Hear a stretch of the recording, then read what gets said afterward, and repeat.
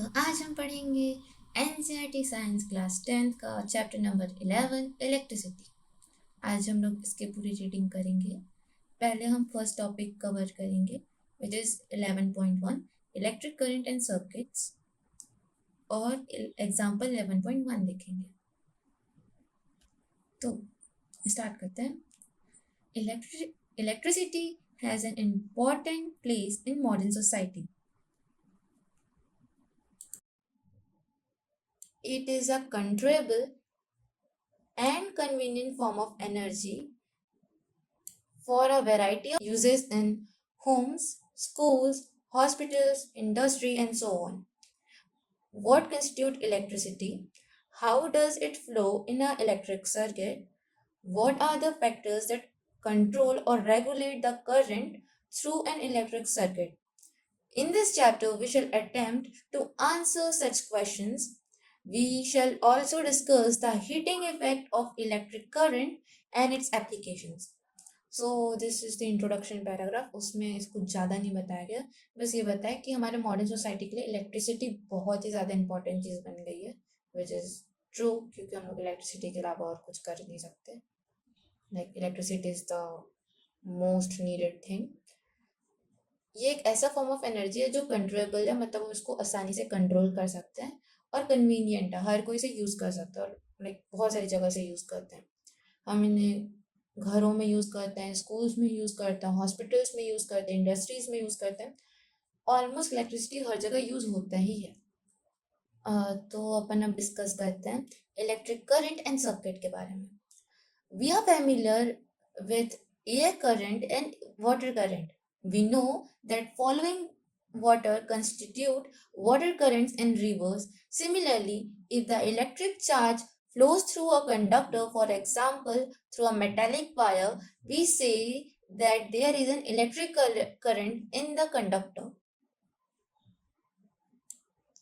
In a torch, we know that the cell or a battery, when placed in proper order, provide flow or an electric current through the torch bulb to glow.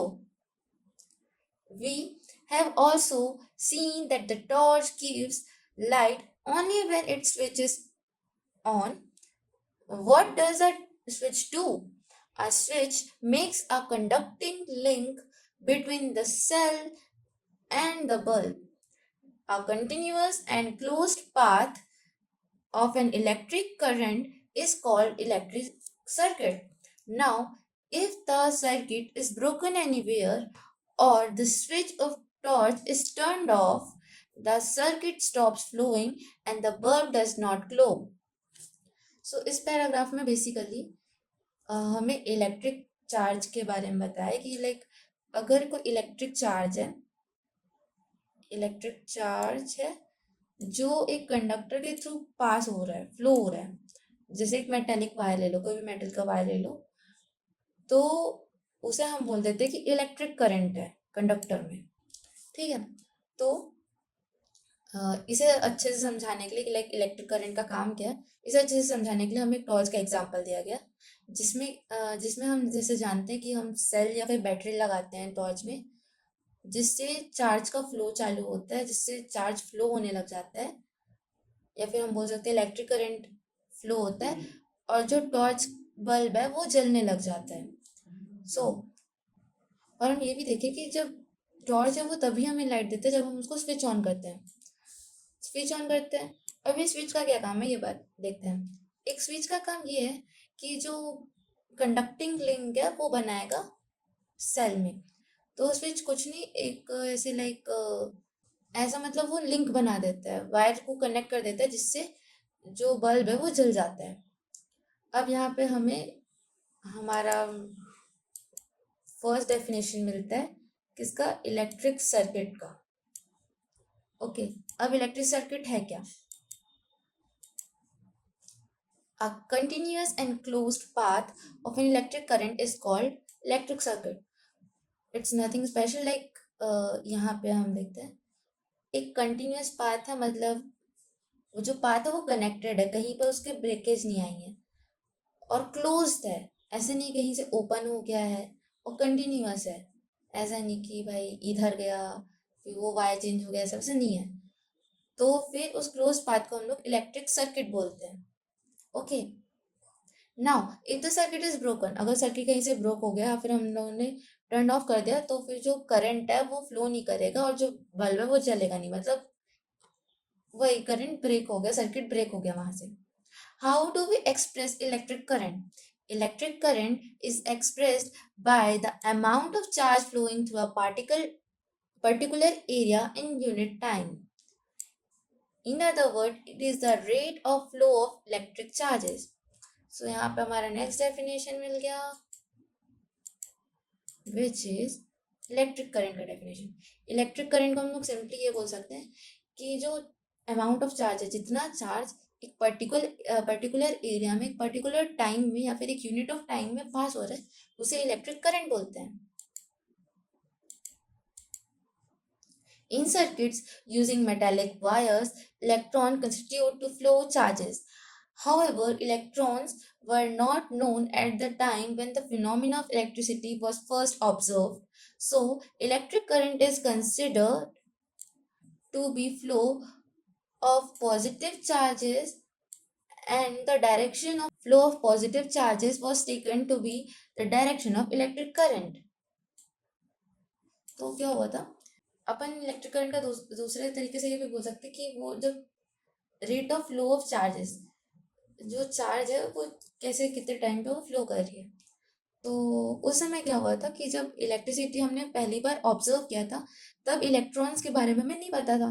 तो पुराने ज़माने के लोगों ने ये माना actual में electron flow करते हैं ना, तो इलेक्ट्रॉन क्या नेगेटिव है, तो वो नेगेटिव से ही फ्लो करते हैं, ऐसे डायरेक्शन में फ्लो करते हैं इलेक्ट्रॉन्स एक्चुअल में। बट उस समय इलेक्ट्रॉन्स नहीं हुए थे, तो ये माना जाता है जो करंट है वो पॉजिटिव टू नेगेटिव फ्लो करता है। ओके, इसलिए कन्वेंशनल अपन ये मानते हैं कि जो इलेक्ट्रिक करंट है वो ऑपोजिट साइड चलता है इलेक्ट्रॉन्स के। A net charge q flows across any cross section of a conductor in the time t, then the current I through the cross section is this. तो यहाँ पे हमारा पहला वो मिलता है, इसमें ये बता रहा है कि जैसे हम चार्ज को अगर q से डिनोट करते हैं, टाइम को t से, करंट को I से, और क्रॉस सेक्शन का मतलब ये होगा कि जैसे ये लंबी सी वायर है, तो अगर मैं इसका एक स्लाइस निकालूं तो हम ऐसे देखेंगे, लाइक इस व्यू से हम लोग देख रहे हैं, ऐसे देख रहे हैं, तो यहाँ पे वायर ऐसे रहा, तो इससे इस क्रॉस सेक्शन ऑफ वायर से कितना चार्ज एक पर्टिकुलर टाइम पे फ्लो हो रहा है वो उसका करंट बताएगा। अब ऐसा यूनिट ऑफ इलेक्ट्रिक चार्ज के बारे में पढ़ते हैं।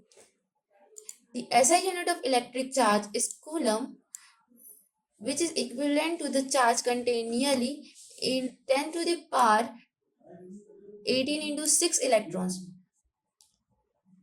And we know that electrons possesses a negative charge of this much. Okay, so यहाँ पे बता कि एक कूलम है, एक कूलम में इतने इलेक्ट्रॉन्स के चार्ज रहते हैं और एक इलेक्ट्रॉन के चार्ज में इतना है, ये हमें याद करना है, ठीक है।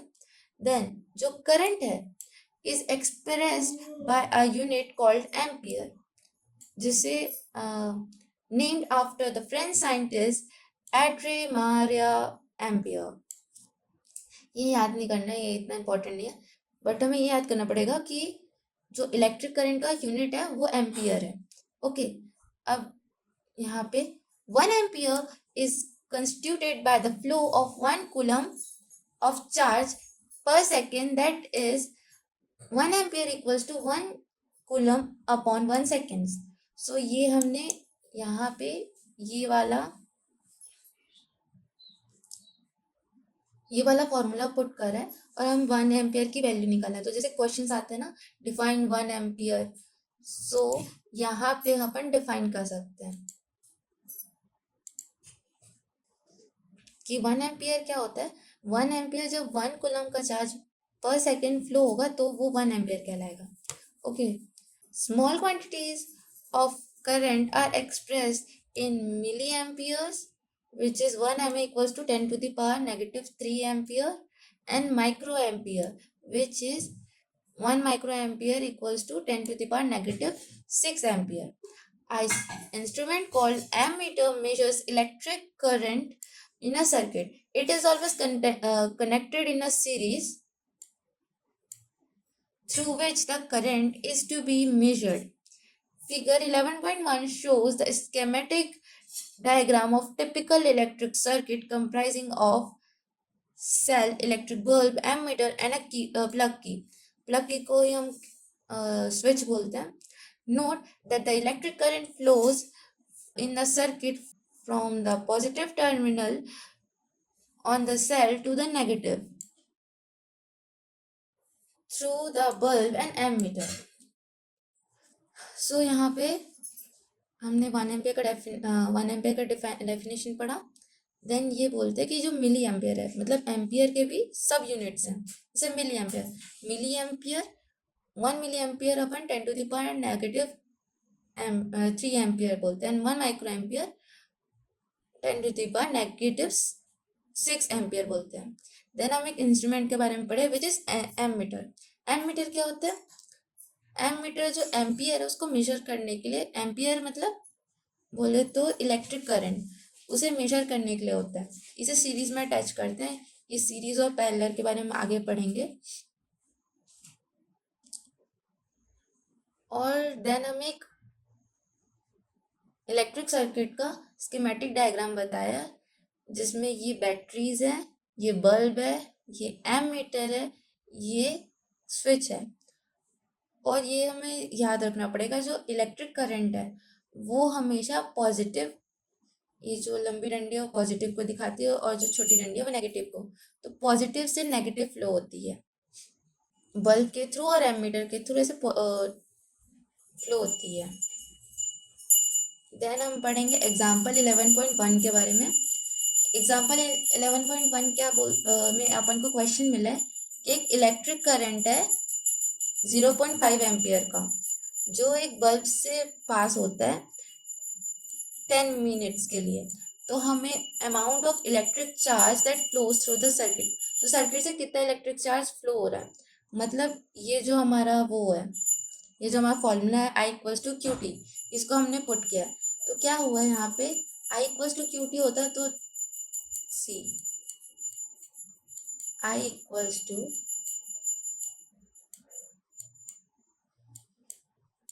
QT होता है. तो हम लोग ने कुछ नहीं, बस T को इधर दे दिया, इधर इसका मल्टीप्लिकेशन करें तो यहाँ पे हमारा नया फॉर्मूला नहीं, वही फॉर्मूला का एक दूसरा वर्जन निकल गया विच इज Q = IT. हमें IT का वैल्यू क्या दिया है, I का वैल्यू क्या दिया है 0.5, और टाइम क्योंकि 10 मिनट्स है और हमें सेकंड्स में चाहिए क्योंकि सेकंड्स की ऐसा यूनिट है, तो हमने उसको कन्वर्ट करके 600 सेकंड्स कर दिया, 600 सेकंड्स किया. तो इसे मल्टीप्लिकेशन करने पे हमारा चार्ज निकलता है विच इज Q, हमारा निकलता है 300 कूलम्स. एंड यहाँ पे हमारा टॉपिक एंड होता है. देन नेक्स्ट टॉपिक रहेगा electric potential and potential difference. What makes the electric charge to flow? Let us consider the analogy of flow of water.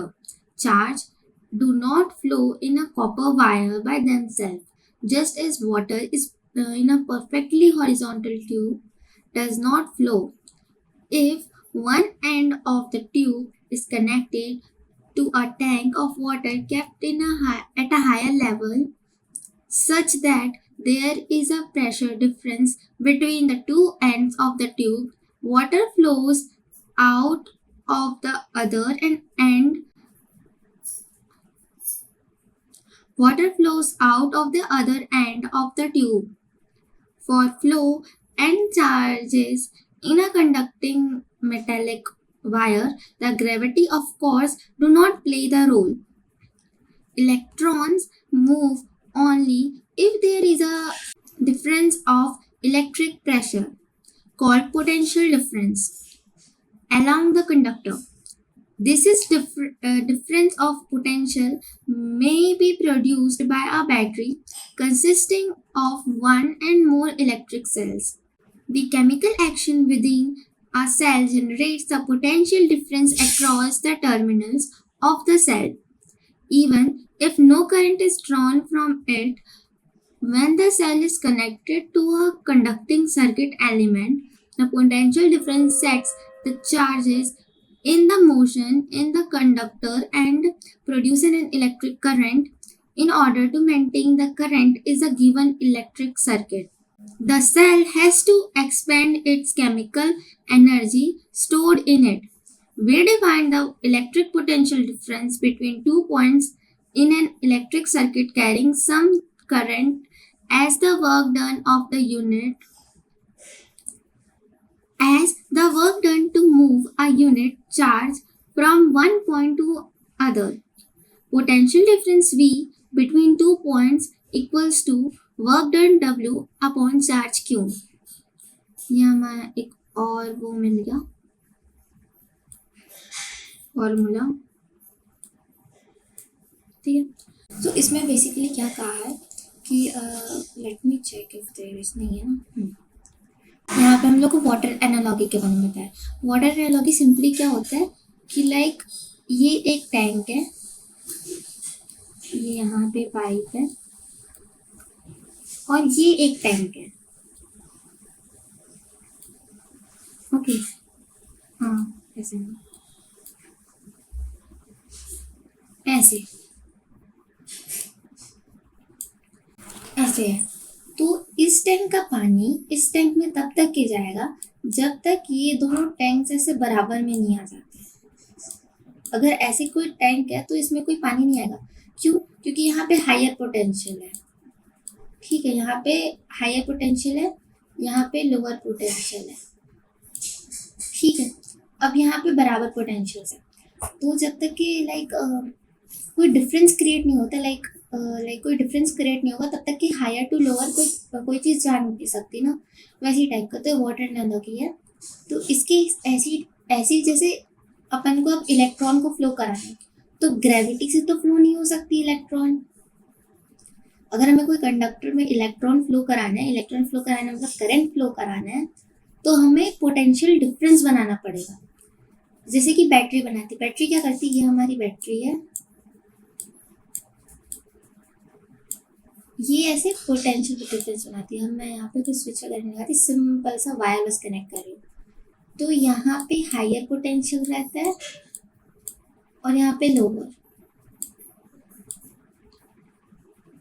तो ये पोटेंशियल डिफरेंस क्रिएट करता है बैटरी। बैटरी क्या करेगा, वो नेगेटिव टर्मिनल से electron को पुश करेगा आगे और वो ऐसे ऐसे ऐसे ऐसे होकर पॉजिटिव टर्मिनल में आएंगे और यहाँ पे इकट्ठे होंगे। देन इसे बैटरी एब्जॉर्ब करेगा, देन यहाँ से वापस पुश करेगा और ऐसे होगा। तो यहाँ पे हायर पोटेंशियल डिफरेंस है, यहाँ पे लोअर पोटेंशियल है। तो इसी पोटेंशियल डिफरेंस के कारण पोटेंशियल डिफरेंस बनता है, जिससे जो इलेक्ट्रिसिटी है वो फ्लो होती है, ओके। मेनली बैटरी क्रिएट करता है वो इलेक्ट्रिक डिफरेंस। और हमें अगर निकालना है कि कितना पोटेंशियल डिफरेंस है दोनों पॉइंट्स के बीच में, तो हम क्या करेंगे, volt equals to work done upon charge कर देंगे, which is V equals to W upon Q। Then the SI unit of electric potential difference is volt, named after Alessandro Volta, an Italian physicist. 1 volt is the potential difference between 2 points in a current carrying the conductor when 1 joule of work done to move a charge of 1 coulomb from one point to another. तो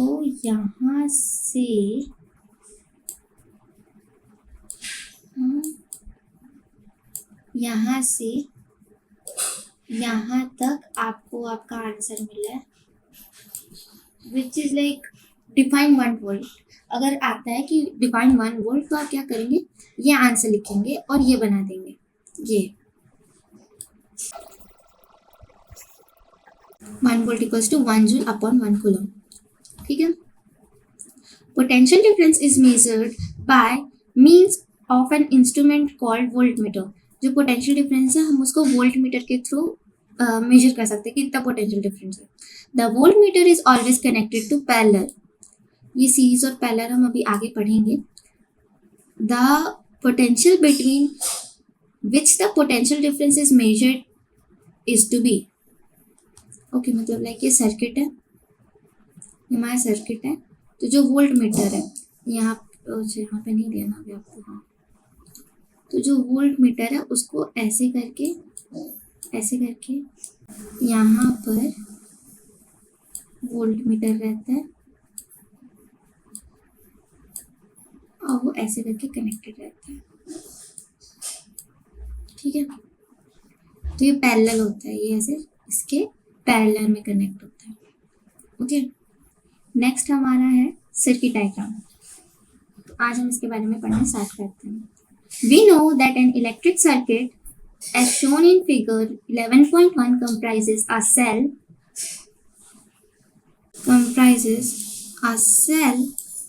or a battery, a plug, the electric components and connecting wires. It is often convenient to draw a schematic diagram in which different components of the circuit are represented by the symbols conveniently used. Conventional symbol used to represent some of the most commonly used electrical components are given in table 11.1. So mainly circuit diagram इसलिए use करता है ताकि वो थोड़ा easy पड़ जाए, because हर कोई drawing में अच्छा नहीं होता ऑफकोर्स, तो ऐसे ड्राइंग बनाएंगे कि ऐसा दिखता है तो बहुत ज़्यादा टाइम कंज्यूमिंग आएगा। मेरे को सिंपली अगर आपको एक सर्किट समझाना है कि हाँ ऐसे ऐसे कनेक्शंस हैं, तो मैं आपको एक डायग्राम दिखा दूँगी, स्कीमेटिक डायग्राम दिखा दूँगी, ठीक है। इसे हम सिंबल्स के थ्रू रिप्रेजेंट करते हैं और जो बहुत इजी पड़ता है यूज़ करने के लिए। सो यहाँ पे डायग्राम्स का टेबल है, ये आपको याद करना पड़ेगा बिकॉज आपको बनाने के लिए पूछ सकते हैं ना। Then symbols of some commonly used components in circuit diagrams. तो ये वो डायग्राम्स है, लाइक अराउंड कितने डायग्राम्स है, अराउंड 11 डायग्राम्स है, ये आपको याद करना पड़ेगा जिससे आप इजीली डायग्राम बना सकते हो और डायग्राम अंडरस्टैंड भी कर सकते हो। बहुत ईजी है वैसे वो। से फर्स्ट है an electric cell. Electric cell ये इसका पॉजिटिव टर्मिनल है लंबा वाला, नेगेटिव टर्मिनल है छोटा वाला। अगर ये एक सेल है, मतलब उसमें एक सेल है, तब अगर मेरे को मल्टीपल सेल्स लगाना, लाइक 2-3 लगाने, तो मैं क्या करूँगी कि इनका एक कॉम्बिनेशन बना देगा मैंने सेल का, ये इसका पॉजिटिव, ये एक सेल का पॉजिटिव और ये उसका नेगेटिव, फिर दूसरा सेल, फिर तीसरा सेल, टोटल 3 सेल्स लगे। ये पॉजिटिव रिप्रेजेंट करते हैं, ये नेगेटिव। यहाँ पे एक सेल है, यहाँ पे एक सेल है और यहाँ पे एक सेल है। देन प्लग की और स्विच ओपन है तो यहाँ पे डॉट नहीं बना रहेगा, मतलब स्विच ऑफ है बोल सकता अपन एक एंगल से। यहाँ पे ये अभी लिंक टूटा हुआ है, तो ओपन है मतलब अभी स्विच ऑन नहीं है, और क्लोज्ड का मतलब अब स्विच ऑन हो, अब इलेक्ट्रिसिटी फ्लो होगी। ये डॉट इसे रिप्रेजेंट करता है। देन वायर जॉइंट, अगर मेरे को कहीं पर वायर जॉइंट करना है, सच जैसे हम पैरेलल में कनेक्ट करेंगे तो हमें वायर जॉइंट करना पड़ेगा, तो उसके लिए हम ऐसे करेंगे, ऐसे लाइक परपेंडिकुलर का साइन बनाएंगे, यहाँ पे डॉट बना देंगे, तो वो वायर जॉइंट हो गया। लेकिन अगर हम लोग को वायर क्रॉस करके दिखाना, मतलब वो वायर जॉइंट नहीं है वो वायर से, बट वो वायर के ऊपर से जा रहा है, तो हम क्या करेंगे, ऐसे लाइन खींचेंगे, ये ऐसे और फिर इसको ऐसे निकाल के ऐसे, तो ये जॉइंट नहीं हुआ लाइन्स, वायर जॉइंट नहीं हुआ। देन एक इलेक्ट्रिक बल्ब है, आप अगर यूज़ करोगे तो ये बेटर है, ये बकवास है, ये अगर ड्राइंग में दे दिया था कि बुक में दे दिया तो अलग बात है, ये उतना काम आता नहीं है वैसे, ये बेकार है, ठीक है। अब इसको यूज़ करना है, इसको द मोस्टली यही यूज़ होता है क्योंकि इजी टू मेड है, लाइक इजी है बनाने में और समझ भी आ रहा है। देन अ रेजिस्टर और रेजिस्टेंस आर। अब ये रेजिस्टर क्या होता है हम इसे आगे पढ़ेंगे, बट अगर हमें कहीं रेजिस्टर दिखाना है तो उसे ऐसे जिगजैग जिगजैग जिगजैग जिगजैग दिखाते हैं, ठीक है। देन वेरिएबल रेजिस्टेंस और वेरिएबल रेजिस्टेंस और रियोस्टैट्स, वेरिएबल रेजिस्टेंस और रियोस्टैट, ये इसके बारे में आगे पढ़ेंगे, बट इसमें जिगजैग जिगजैग या फिर आप ऐसे एरो पास दिखा दो बीच से, या फिर ऐसे करके एरो कनेक्ट कर दो, ठीक है। एमीटर, अब हम एमीटर को अपन पढ़े हैं किसमें, इलेक्ट्रिक करंट वाले में। देखो दिखाता हूँ। अब हम एमीटर के बारे में पढ़े थे यहाँ पास, कहाँ गया, यहाँ पास, हाँ, ammeter measures electric current. So electric current मतलब आई को मेजर करने के लिए हम एमीटर यूज करते हैं, और अभी तो पढ़ा था पिछले बार, पिछले टॉपिक में यहाँ पास वोल्ट मीटर, वोल्ट से डिफाइन होता है और वोल्ट मीटर यूज होता है इसे मेजर करने में। ओके, तो वोल्ट मीटर को ऐसे डिनोट करते हैं। सो दैट्स इट, इस टॉपिक में इतना ही था ओम्स लॉ के बारे में। सो स्टार्ट करते हैं। Is there a relationship between the potential difference across a conductor and the conductor through it? Let us explore with an activity. आज ये इस चैप्टर का पहला activity, activity 11.1. Okay. Set up a circuit as shown in figure 11.2. This, okay, consisting of a nichrome wire XY of length saying 0.5 meter, an ammeter, a voltmeter, and 4 cells of 1.5 volt each. Nichrome is an alloy of nickel and chromium, manganese and iron metals. So nichrome एक वो है alloy मतलब ये सारे जो भी है ना, ये सारे मेटल्स, इन सब को मिक्स करके अलॉय बनाता है। तो इसकी वायर का हमें ऐसे बनाना है पूरा सर्किट। एंड यहाँ पे ये जो बैटरीज है ये 1.5 वोल्ट की होगी, इसकी जो लेंथ है वो 0.5 मीटर है, मतलब अराउंड 50 सेंटीमीटर, ऐसे कुछ, ठीक है। Then first use only one cell as the source in the circuit. Note the reading in ammeter I for the current and the reading of voltmeter V for the potential difference across the nichrome wire. X, Y is the circuit. Tabulate them in the table given. Okay, तो हमें क्या करना है, अभी हम सिर्फ ये जो एक है, एक सेल, इसे हम कनेक्ट करेंगे और इसकी रीडिंग एमीटर की और वोल्ट मीटर की रीडिंग हम नोट करेंगे। Next connect two cells in the circuit and note the respective readings of the ammeter and voltmeter for the values of current through the nichrome wire and potential difference across the nichrome wire. Now अब हम दो sales को connect करेंगे, ये जो दो sales हैं, ये तो दो सेल्स, इन्हें कनेक्ट करेंगे और वापस से एमीटर और वोल्ट मीटर की रीडिंग लेंगे, ठीक है। Repeat the above steps using 3 cells and the 4 cells in the circuit separately.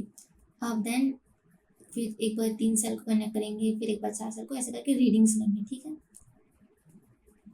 Calculate the ratio of V to I for each pair of potential difference V and current I. Okay, so अब हमें इन सब का like ratio निकालना है। Like यहाँ पे हमने लिखा, अब इसे डिवाइड कर देंगे, this upon this, this upon this, this upon this, this upon this, यहाँ पे इसका रेशियो निकल जाएगा। Plot a graph between I and V and observe the nature of the graph. अब हमें एक ग्राफ बनाना है जो हमें वैल्यूज मिले उसकी, ठीक है। In this activity, you will find that approximately the same value of V upon I is obtained in each case. Thus, the VI graph is a straight line that passes through the origin of the graph, as shown in figure 11.3. Thus, V upon I is a constant ratio.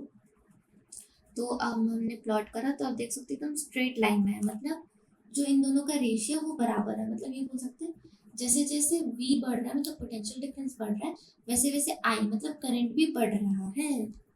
Okay, in 1927 a German physicist George Simon Ohm, इसका नाम आपको याद रखना पड़ेगा थोड़ा सा, उसी ने ओम्स लॉ दिया बस, found out the relationship between the current I flowing in a metallic wire and the potential difference across its terminal. The potential difference V across the ends of a given metallic wire in a circuit, in an electric circuit, is directly proportional to the current flow through it, provided its temperature remains the same. This is called Ohm's law. तो simply यहाँ से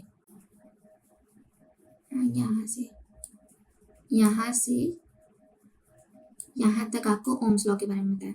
अब Ohm's law क्या है?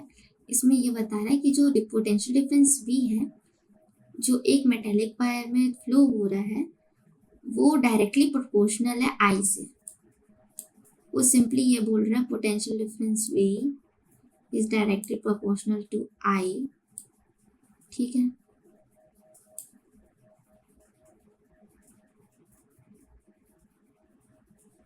Okay हाँ, तो यहाँ पे क्या हो रहा है, बट ये बोला है कि एक प्रोवाइडेड टेम्परेचर में हमेशा सेम रहता है। तो यहाँ से अपन क्या निकाल सकते हैं, V equals to V is proportional to I, directly proportional to V is directly proportional to I, या फिर अपन ये बोल सकते हैं V upon I equals to constant. अब हमें यहाँ पे इक्वेट करना है ना, तो हम क्या कर रहे हैं कि V को मतलब I को यहाँ ले जाएंगे तो V अपॉन I हो जाएगा। ठीक है, अब यहाँ पे कांस्टेंट फिट कर दे जिसका नाम है I। तो अब हम I को इधर ले जाएंगे तो क्या होता है, V इक्वल्स टू IR, ये हमारा बन सकता है। R is the constant for given metallic wire at a given temperature is called resistance। अब यहाँ पे हम रेजिस्टेंस के बारे में पता चला। रेजिस्टेंस क्या है, रेजिस्टेंस का पता ही नहीं क्या है, बट ये पता चला कि जो कांस्टेंट अपन ले रहे हैं वो रेजिस्टेंस है। ठीक है, रेजिस्टेंस इज सिंपली लाइक रुकावट को रेजिस्टेंस बोला जाता है, लाइक रोकने की क्षमता इज कॉल्ड लाइक, नहीं रेजिस्टेंस लाइक जो मेटल है ना वो कितने इलेक्ट्रॉन को कितना रेजिस्ट कर रहा है, कितना रोक रहा है, वो रेजिस्टेंस कहलाता है। ठीक है, then it is the property of a conductor to resist the flow of charge through it. तो ये प्रॉपर्टी है, रेजिस्टेंस एक प्रॉपर्टी है कंडक्टर की जिससे वो चार्ज के फ्लो को रोक रहा है, मतलब कितना रेजिस्ट कर रहा है चार्ज के फ्लो को। वही चार्ज का फ्लो मतलब इलेक्ट्रॉन का फ्लो। इट्स ऐसा यूनिट इज ओम। ओम इसकी ऐसा यूनिट है जिसको हम इससे, ये जो दिख रहा है ग्रीक लेटर है ये, ओम से डिनोट करते हैं। ठीक है, according to Ohm's law R equals to V by R, और यहाँ पे हमारा एक और है V इक्वल्स टू IR। ठीक है, देन यहाँ पे डेफिनेशन आ गया, लाइक डिफाइन 1 ओम करके भी आ सकता है ना। तो if the potential difference across the two ends of conductor is 1 volt and the current through it is 1 ampere, then the resistance of the conductor is 1 ohm। इतना डिफाइन 1 ओम, सो आप ये लिख सकते हैं, सिंपल इज दैट। देन देखो कहाँ गया, हाँ ये जो है इसी का ये पार्ट है, like V equals to IR। तो अगर हम लोग I को इधर ले जाएंगे, मतलब R को इधर ले जाएंगे तो I इक्वल्स टू VR हो जाएगा। ठीक है, अब हमें क्या निकालना है, R क्या हो जाएगा फिर, R equals to V upon I। Got it, R equals to V upon I equals to VR। ठीक है, it is obvious from equation 11.7 that the current through a resistor is inversely proportional to its resistance। एक resistor से जो current जा रहा है उसके resistance का इन्वर्सली प्रोपोर्शनल है। लाइक रेजिस्टर इज कोई भी चीज़ है जो रेजिस्ट कर रहा है। ठीक है, तो जो रेजिस्टर है उससे जो जाएगा करंट का जो फ्लो है वो उसका इन्वर्सली प्रोपोर्शनल होगा। तो यहाँ पे अपन ये बोल सकते हैं,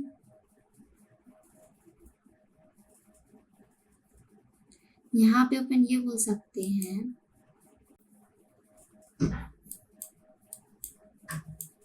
I equals to I is inversely proportional to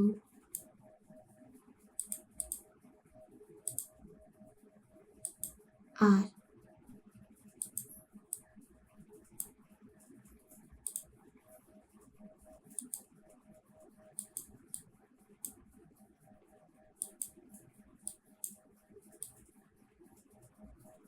ठीक है, मतलब जितना ज़्यादा रेजिस्टेंस होगा उतना कम इलेक्ट्रिसिटी फ्लो होगा, मतलब करंट फ्लो होगा. If the resistance is doubled, the current gets half. अगर मैं यहाँ पे 2R कर दूंगी तो ये हो जाएगा I/2, sorry. In many practical cases, it is necessary to increase or decrease the current in an electric circuit. A component used to regulate without changing the voltage source is called a variable resistance. Okay, तो certain cases में मतलब necessary हो जाता है कि हम current को कम flow करें. ठीक है, तो इसलिए हम वेरिएबल रेजिस्टेंस निकालते हैं. मतलब हम वोल्टेज को कम नहीं कर सकते, तो हम क्या करते हैं, वेरिएबल रेजिस्टेंस लगा सकते हैं, जिससे हम अपना जो रेजिस्टिविटी है उसे कम कर सकते हैं. ठीक है, are device called rheostat is often used to change the resistance in the circuit. अगर मुझे रेजिस्टेंस अगर मैं कम ज़्यादा करूँ तो इलेक्ट्रिसिटी का फ्लो कम होगा. तो अगर मैं रेजिस्टेंस कंट्रोल करूँगी तो मैं इलेक्ट्रिक करंट्स को कंट्रोल कर सकती हूँ. तो इसलिए हम वेरिएबल रेजिस्टेंस यूज़ करते हैं उसे कंट्रोल करने के लिए. और वैसी एक डिवाइस का नाम है rheostat. Okay, we will now study about electrical resistance of a conductor with the help of activity. हाँ, let's start reading activity 11.2. Take a nichrome wire, a torch bulb and a 10-watt bulb and an ammeter 0 to 5 ampere range, a plug key and some connecting wires. Set up the circuit by connecting 4 dry cells of 11.5 volt each in series with the ammeter, leaving a gap XY in the circuit as shown in figure 11.4. So हमने क्या करना है, एक nichrome wire लेना है, उसमें 4 dry sales लगाने हैं. ठीक है, और यहाँ पर हम 10 watt का बल्ब ले रहे हैं. Okay, that's it. Now let's start reading now. Complete the circuit by connecting the nichrome wire in the gap XY. Plug key. Note down the ammeter reading. Take out the key from the plug. Always take out the key from the plug after measuring the current through the circuit. Okay, so यहाँ पे अब हमें plug की लगानी है. Plug की है, इसको लगा देंगे शायद. Replace the nichrome wire with the torch bulb in the circuit and find the current through it by measuring the readings of ammeter. हमें ammeter read करना है. Now repeat the above steps with the 10-volt bulb in the gap XY. So यहाँ पे हमें simply क्या करना है, यहाँ पे जो गैप छूटा है वहाँ पे ये फिट करना है, फिर ये फिट करना है, फिर ये फिट करना है, फिर एमीटर का रीडिंग लेना है. Got it? Are the ammeter reading different from different components connected in the gap XY? What do the above observation indicate? You may repeat the activity by keeping a material opponent within the gap. Observe the ammeter readings in each case. Analyze the observation. Okay. In this activity, we observe that the current is different for different components. Means like हमने different components रखा, तो मैं जो reading आया है, जो current का reading आया वो different आया. ठीक है. Certain components offer an easy path for the flow of electric current, while the other resist the flow. We know that the motion of electrons in an electric circuit constitute an electric current. The electrons, however, are not completely free to move within a conductor. They are restrained by the attraction of the atoms among which they move. Thus, motion of electrons through conductor is retarded by its resistance. A component of a given size that offers a low resistance is a good conductor. A conductor having some appreciable resistance is called a resistor. A component of identical size that offers a higher resistance is a poor conductor. An insulator is the same size offers the higher resistance. इसमें ये बताया कि जब कोई भी material से आपने जो इलेक्ट्रॉन्स है वो फॉलो निकलते हैं तो क्या होता है वो मटेरियल्स में एटम्स हैं उनमें एटम्स होगा ठीक है तो इलेक्ट्रॉन्स को वो एटम्स अट्रैक्ट करने की कोशिश करते हैं अगर कोई ऐसा मटेरियल है जिसमें वो उतना अट्रैक्ट नहीं कर रहा तो एक गुड कंडक्टर कहलाता है लाइक वो इजिली फ्लो करने दे रहे हैं ना उसकी रेजिस्टेंस कम है वो इजिली फ्लो करने दे रहे हैं तो वो गुड कंडक्टर है अगर कोई अप्रिशिएबल अमाउंट में मतलब जो हमारे लिए अच्छा है उस अमाउंट में अगर वो रेजिस्टेंस देगा तो हम उसको रेजिस्टर बोल देते हैं अगर कोई आइडेंटिकल साइज का है बट वो बहुत ही higher amount of resistance provide कर रहे हैं तो हम उसको पुअर कंडक्टर बोल देते हैं और इंसुलेटर वही होता है जो एकदम हायर रेजिस्टेंस दे तो इंसुलेटर वो है जो अपने आप से पास होने नहीं दे रहा ना इलेक्ट्रॉन्स को तो वो उसकी रेजिस्टेंस काफ़ी ज़्यादा है हाँ तो अगर कोई कंपोनेंट है जो जिसकी रेजिस्टेंस कम है तो एक गुड कंडक्टर है जिसकी रेजिस्टेंस ठीक ठाक है मतलब काम की अपनी रेजिस्टेंस मतलब अच्छी है लाइक अपन उसको अप्रिशिएट कर सकते हैं तो फिर वो रेजिस्टर कहलाता है और अगर किसी की रेजिस्टेंस बहुत ही ज़्यादा तो एक पुअर कंडक्टर बन जाता है और पुअर कंडक्टर को ही हम एक एंगल से इंसुलेटर बोलते हैं मतलब जिसकी रेजिस्टेंस बहुत ही ज़्यादा है लाइक वो जाने ही नहीं देता नहीं जाऊँगा बोलता है ओके दैट्स इट सो यहाँ पे हमारे टॉपिक ख़त्म होता है थैंक यू फॉर वॉचिंग तो ये हो गया यहाँ पे हमारा टॉपिक ख़त्म होता है ओम्स लॉ नेक्स्ट टॉपिक हम रीड करेंगे factors on which the resistance of a conductor depends तो इस टॉपिक में मेनली यही बात करेंगे कि किन किन फैक्टर से रेजिस्टेंस डिपेंड करता है किन किन फैक्टर में रेजिस्टेंस डिपेंड करता है थैंक यू